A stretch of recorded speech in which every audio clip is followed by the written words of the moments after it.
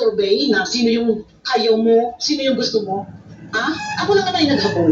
Doon sa sinasabi ni Mang John. Ito nga yung sinalabas ko dito si Mang John. Ito, nabigkas ko lang yung pangalan. Naghabol lang naman ako na bakit sabi niya, ay yun na nga, na nagkalito-lito dahil hindi niya naintindihan yung sinasabi ni Kuya Jens. Kasi binabago niya sino yung gusto, sino yung ayaw mo, or need to improve, binago-bago niya. Yun po ang masama. Pag yung galit po sa puso ng isang tao ay nagkaugat, doon po sumasama po yung epekto sa katawan ng tao. Kaya nga po, may mga live po na ganito, nag-live po ako, para po dito natin sasagutin. Bakit po sumama yung loob nyo, sasagutin ko.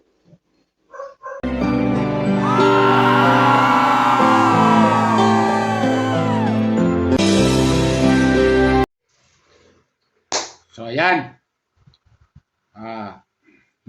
Malakas ba yung audio ko? Mga viewers ko dyan. Kumusta po kayo dyan? Kumusta? Kumusta kayong lahat? Welcome po kayo sa aking YouTube channel, Randy Channel. Pakisubscribe, like, and share, comment dito sa aking video upload. Okay?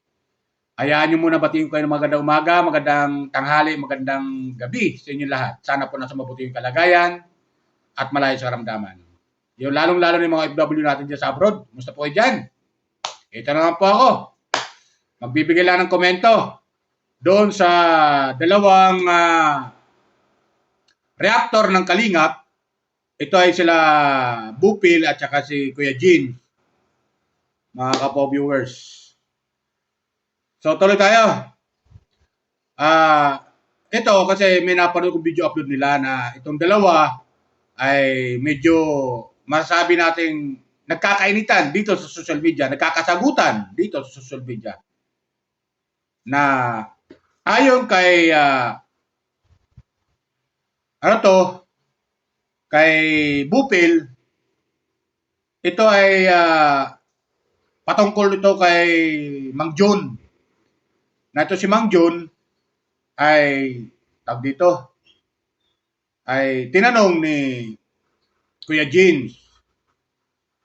At ayon kay Bupil, ito daw si Kuya Jeans ay gumagawa raw ng sorbe. Kaya napapansin ko parang nagkakainitan silang dalawa dito sa social media sa kanilang channel. Shoutout sa iyo Mang Bupil, shoutout sa iyo. Kuya Jean, shoutout sa iyo. Ito ay aking comment bilang isang viewers, tagahanga nyo, ay sana naman yung inyong pagiging magkaibigan sana wag masira. Wag masira dahil lang dito sa mga issue na hindi nyo pagkakaintindihan. At yun nga, sabi ni Bupil, ay gumagawa ng sorbi ito si Kuya James. At kumuha ko ng video ito, panoorin nyo. Ito sabi ni Mang Bupil. Survey na sino yung ayaw mo, sino yung gusto mo. Ako lang naman yung naghabol. Doon sa sinasabi ni Mang John. Ito nga yung sinalabas ko dito si Mang John. Ito, nabigkas ko lang yung pangalan. Naghabol lang naman ako na bakit sabi niya, ay yun na nga, na nagkalito-lito dahil hindi niya naintindihan yung sinasabi ni Kuya Jens. Kasi binabago niya sino yung gusto, sino yung ayaw mo, or need to improve, binago-bago niya. Hinabol ko lang yun. Mang John, na bakit gano'n? Kahapon lang, nag-chat ka sa akin. Ayaw matos, Kuya Jens. Kung ikaw lang din ang sisira sa aking pangalan at gumagawa ka ng mga issue, ako, nung taman, pinipilit kong wag akong makitaan ni Kuya Bal ng isang butas laban sa kanya, sa kanila, sa kanyang pamilya. Pinipilit kong maging okay para walang masabi sa akin. Pero kung ikaw lang naman, ang gagawin ng kwento at palalabasin na parang bang doon ay mag-iingat ka at huwag ka maglalabas ng ganito. At baka mamaya ay matanggal ka sa trabaho. Ay mag-iingat ka. Sino bang yung dapat na pakisamahan o pagtiwalaan? Yung nakakasama mo o yung hindi? Kuya Jens, ikaw ang nag-umpisa. So ngayon content, Content tayo. Ito yung gusto mo eh. Hayok ka sa Diyos. Hayok ka. Ito yung gusto mo. Hindi ka pa ba nasiya? 2-3 video, inap na 4, pero 5. Walang tulugan. Hindi pa kasama live, ha? Jens, kahit ano na lang ang maitapik mo. Isip-isip, ha? Ikaw lang siguro naisip. Kahapon ang ganda ng video ko, pinupuri kita. Na naiintindihan ko dahil ikaw ay content creator so lawak ng kaisipan ng kailangan para hindi maubusan ng topic. Hindi ko sukat akalain na ikaw ay may upload. Parang gusto mo ipaalam, gusto mo ipahayag sa lahat ng viewers ng Kalinga na kasalanan ko kung saan si Mang John ay matanggal, tanggalin ni Kalinga Prab bilang empleyado. Ano kasalanan ko? Meron ka bang sapat na ebidensyang may lalabas? O kinuha kay Mang John para palabasin? Na ako ay may butas? Ha? Bakit? Kunin mo yung cellphone ni Mang John, i-check mo. Para makita ninyo kung ano ang pinag-usapan. Kung sino ang nag-reach out, kung sino ang lagi nag-chat, never kong in-entertain si Mang John. Ito lang huli, na kinuha ko yung konting video, pagpapatunay sa kanyang survey, na doon sa survey mo sa kanya.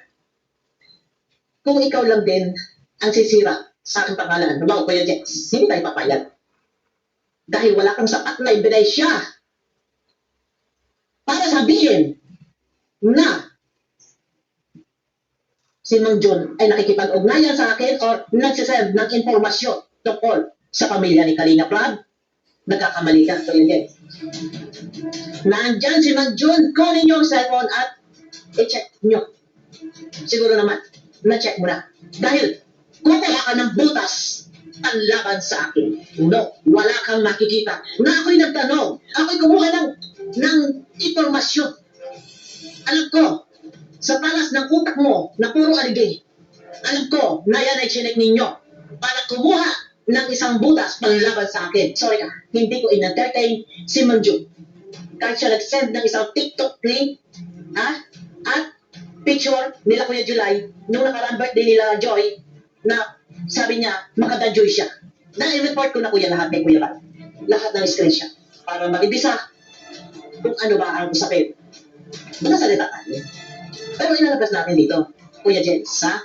Baka ako'y lobat, guys. Ilalabas natin dito si Mang John. Tayo matutuos, ha? Hindi ako papayag na ikaw ang sinisira sa akin.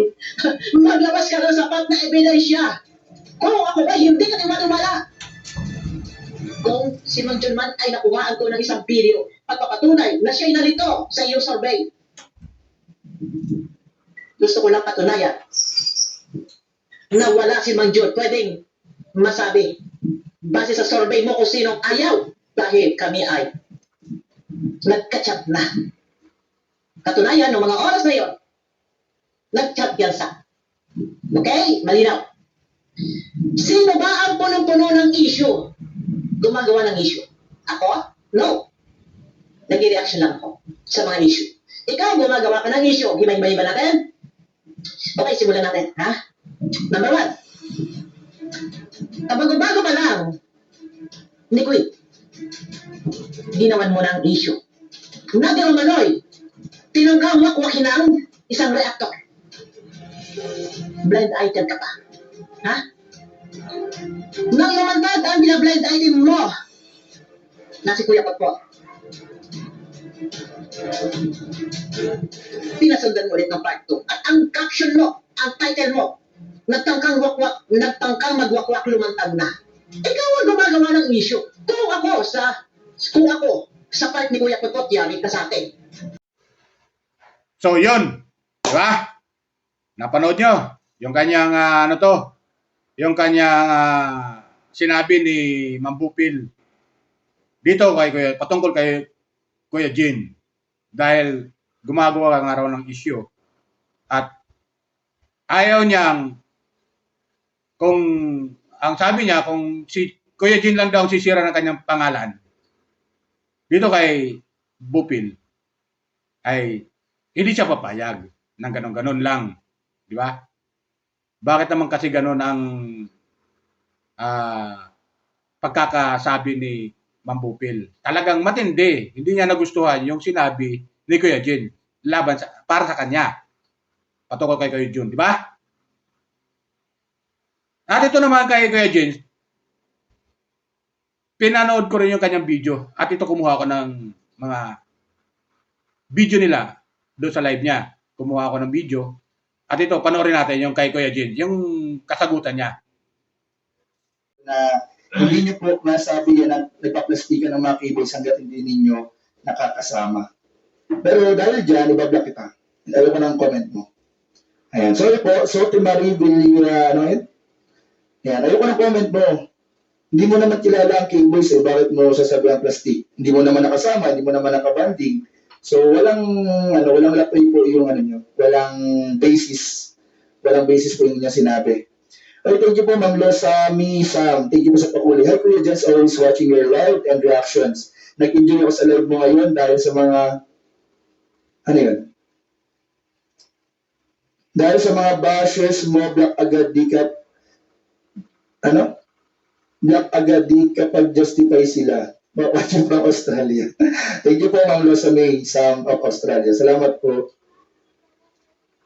Ang binablock ko lang po yung mga negative comments, pangbabash. Pero ang gusto ko po dito kasi mangyari ay kung meron po silang hinaing nararamdaman sa ng loob, daanin po muna nila sa tanong. Ano ibig ko sabihin? Guys, hindi po sasama ang loob ng mga ibang viewers, hindi po sasama ang loob ng mga nanonood kung walang pinanggagalingan. Yung pinanggagalingan, yung root cause po na tinatawag, yun po ang gusto kong itanong nila. Para malinaw. Kasi kung sasabihin lang po dito ng mga bashers, ang pangit mo, Kuya Jens. Sip-sip ka, Kuya Jens. Ano naman yun? Paano naman natin malilinaw po yung mga issue? Dapat, sabihin po nila, Kuya Jens, sumama ang loob ko sa iyo, nagalit ako sa iyo dahil sa ganito. Dahil sa ganito, sasagutin ko. Kumbaga po, ang aayusin po natin is yung root cause. Yung root cause po. Sabi ni Angel, take it as a constructive criticism for them to do better. Wala siyang ginawang mali. Huwag niyo siyang i-judge agad. Thank you po. Ma'am Mermana TV, love lang po tayo po dyan. Stay humble lang po tayo at huwag na patulan ang mga issue at huwag na magbasa ng comment para po di ko nasaktan. So ito lang, hindi po ako nasasaktan. Nalulungkot po ako kasi po sa iba pong mga nagsasabi po ng masamang salita sa akin, ay sila po yung nagtatanim ng galit. Kaya nga po nagla-live ako ngayon, para yung galit na yun na meron sila sa dibdib, ay, kumbaga po, sagutin na natin dito pa lang sa live. Sagutin na po natin dito pa lang po sa live na kalingap. Para hindi na po, kasi po, pag yung galit na yan ay pinatagal nyo sa dibdib nyo, uugatan po yan. Yun po ang masama. Pag yung galit po sa puso ng isang tao ay nagkaugat, doon po sumasama po yung epekto sa katawan ng tao. Kaya nga po, may mga live po na ganito, nag-live po ako, para po dito natin sasagutin. Bakit po sumama yung loob nyo, sasagutin ko.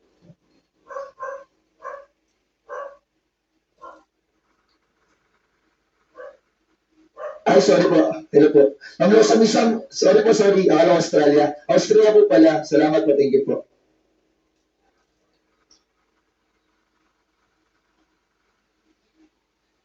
Wala namang masama. Ano ba yan? Dapat daw i-background ko din si Jomar, wag daw si Carla. Bakit issue? Pati yung pag-background issue.